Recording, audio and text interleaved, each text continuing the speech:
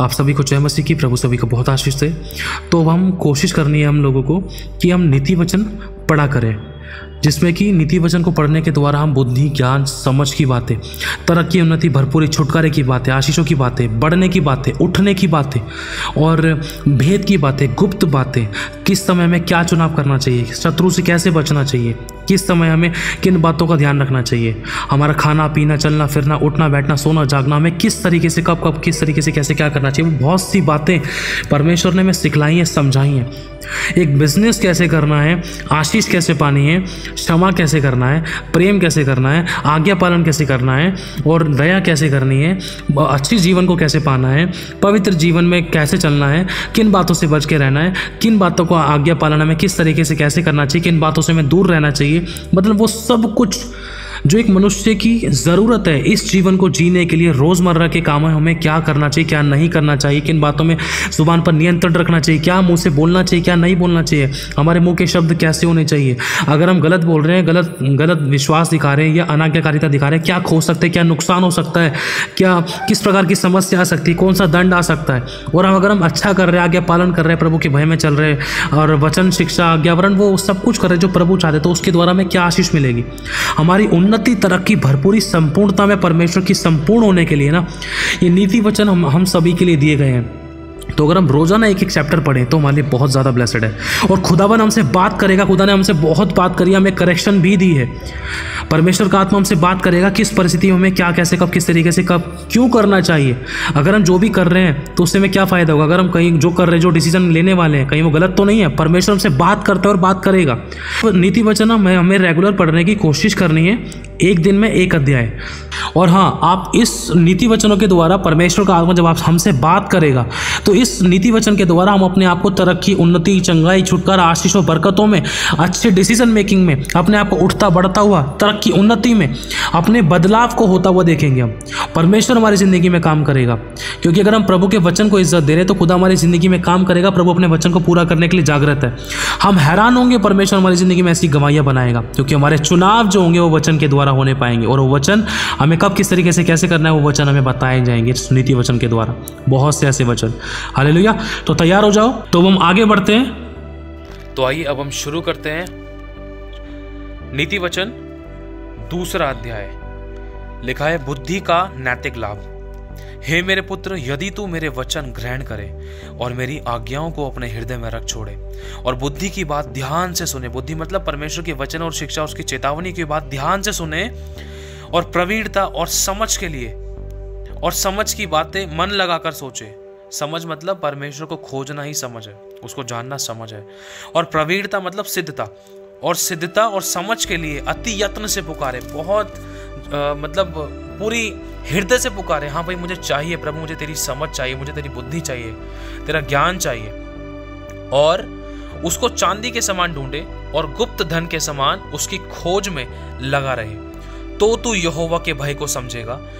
तो अगर हम उसकी खोज में लगा रहेंगे, अगर हम उसकी आज्ञा, शिक्षा, चेतावनियों की खोज में और उसको ढूंढने की खोज में लगे रहेंगे, तो तू यहोवा के भय को समझेगा और परमेश्वर का ज्ञान तुझे प्राप्त होगा। और ये वही ज्ञान है जिसके बारे में लिखा है दानियेल की पुस्तक में कि जो लोग मेरा ज्ञान रखेंगे वो हियाव बांधकर बड़े बड़े काम करेंगे। बड़े बड़े काम करने का ज्ञान है ये। देखो नीति वचन के अंदर इसका देखो चाबी बता रखी प्रभु ने हमें, क्योंकि बुद्धि यहोवा ही देता है और ज्ञान और समझ की बातें उसी के मुख से निकलती हैं। वह सीधे लोगों के लिए खरी बुद्धि रख छोड़ता है, जो खराई से चलते हैं उनके लिए वह ढाल ठहरता है।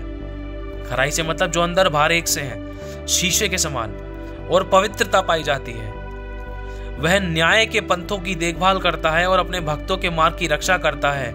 तब तू धर्म और न्याय और निष्पक्षता को, अर्थात सब भली भली चालों को समझ सकेगा, क्योंकि बुद्धि तो तेरे हृदय में प्रवेश करेगी और ज्ञान तुझे सुख देने वाला लगेगा।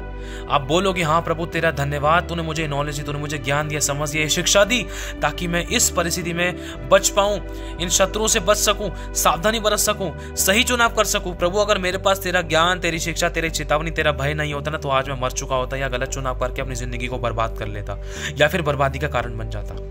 तो क्योंकि लिखा है, ज्ञान तुझे सुख देने वाला लगेगा, विवेक तुझे सुरक्षित रखेगा और समझ तेरी रक्षक होगी, ताकि तुझे बुराई के मार्ग से और उलटफेर की बातों के कहने वालों से बचाए। जो खराई के मार्ग को छोड़ देते हैं। उलट फेर की बातें जो कहने वाले ना, वो लोग ऐसे होते हैं जो पवित्रता के परमेश्वर के वचन के आज्ञा पालन के मार्गों को छोड़ देते हैं ताकि वो अंधेरे मार्ग में चले, और जो बुराई करने से आनंदित होते हैं और दुष्ट जन की उलट फेर की बातों में मगन रहते हैं। ऐसे लोग जो परमेश्वर की आज्ञा का पालन नहीं करना चाहते, जिनकी चाल चलन टेढ़ी मेढ़ी होती है और जिनके मार्ग बिगड़े हुए भी होते हैं। तो प्रभु कह रहा है, अगर तू मेरी बात को मानेगा ना, आज्ञा पालन करेगा, बुद्धि ज्ञान और समझ की शिक्षा को अपने मन में रख छोड़ेगा और मेरा भय मानेगा और मुझे खोजेगा, तो उस समय तब तू पराई स्त्री से भी बचेगा जो चिकनी चुपड़ी बातें बोलती है। पराई स्त्री के विषय में हम दो चीज ले सकते हैं, एक तो शारीरिक रूप में और एक आत्मिक रूप में, जो दुष्ट आत्माएं होती है जो हमारे जीवन को बर्बाद करना चाहती हैं, लुभावने तरीके से हमें अपनी तरफ खींचती है। चाहे वो किसी प्रकार की अभिलाषाएं हो सकती हैं, चाहे वो कोई दुष्ट आत्मा की, कोई शैतान की चालें हो सकती हैं, वे विचार में, पाप में, गलत और गंदी चीजों में, देखने सुनने सुनाने में फंसाती हैं। तो प्रभु कह रहा है, तू उन सब चीजों से भी बचेगा और अपनी जवानी के साथी को जो छोड़ देती हैं, शारीरिक रूप में और आत्मिक रूप में भी इन चीजों को समझ सकते हो कि वो चीजें मतलब हाथ धोकर पीछे पड़ जाती है कि एक विश्वासी को प्रभु के जन को कैसे पाप में डालना है, कैसे उसको गिराना है, कैसे ऊपर से नीचे गिराना है, कैसे उसको अटैक करना है, कैसे उसको पाप में डालना है, कैसे उसको मतलब उसकी जिंदगी को बर्बाद करना है, और अपने जवानी के साथी को छोड़ देती है और जो अपने परमेश्वर की बातों को भूल जाती है। इसके बहुत सारे अर्थ हैं, लेकिन शॉर्ट में कुछ बातें हम समझेंगे फिलहाल। और उसका घर मृत्यु की ढलान पर है और उसकी डगरे मरे हुओं के बीच पहुंचती हैं। जो उसके पास जाते हैं उनमें से कोई भी लौट कर नहीं आता और ना वे जीवन का मार्ग पाते हैं। वरन बचने वाला कौन है ऐसी चीजों से, ऐसी दुष्ट आत्मा से, ऐसे लोगों, ऐसी संगतियों से? सिर्फ वो व्यक्ति बच सकता है जो परमेश्वर का डर रखता है, परमेश्वर का भय रखता है और इसके साथ साथ उसके वचन, बुद्धि, ज्ञान और समझ की बातों में मन लगाता है और प्रभु को खोजता है। उसका डर उसको निरंतर भयोत्तर करता रहता है। ऐसे लोग उससे, ऐसी दुष्ट आत्माओं के कामों से, ऐसे चंगुलों से, ऐसे जालों से बचते हैं। तो भले मनुष्यों के मार्ग में चल और धर्मियों के पथ को पकड़े रहे, क्योंकि धर्मी लोग देश में बसे रहेंगे और खरे लोग ही उसमें बने रहेंगे। खरे लोग है ना जो उसमें बने रहेंगे। अगर जो खरा नहीं है ना, वो कभी यहाँ टप्पे खाता है, कभी वहां टप्पे खाता है, कभी यहाँ नौकरी, कभी वहां नौकरी, कोई ठिकाना नहीं, कोई पता नहीं, कहाँ सोना, कहाँ जागना, क्या खाना, क्या नहीं खाना, कुछ नहीं पता रहता।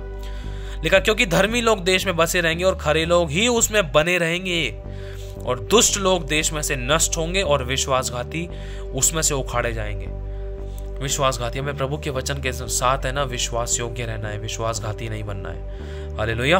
तो ये टाइम परमेश्वर हमें चाहता है कि प्रभु के वचन, आज्ञा पालन, बुद्धि और शिक्षा की बातें, उसकी चेतावनी की बातें अपने दिल में रखें, ताकि हम समय पर सही चुनाव करें और हम गिरने ना पाए, फंसने ना पाए, कोई हमें अपने कटाक्ष में फंसाने ना पाए, कहीं हम किसी के चंगुल और जाल में फंसने ना पाए।